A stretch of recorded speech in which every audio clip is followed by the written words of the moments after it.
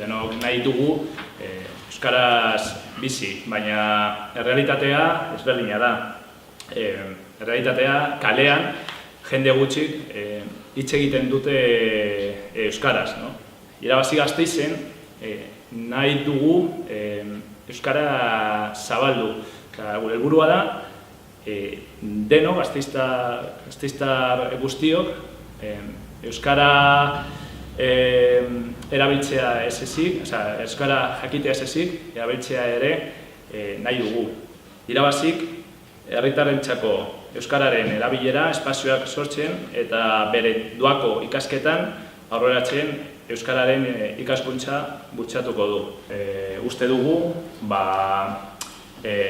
euskara zabaldu behar dugula eta hau da bidea, ikaskuntza eta doako ikasketan. Eta diru laguntza gehiago nahi dugu euskara ikasteko, eta hau da bidea.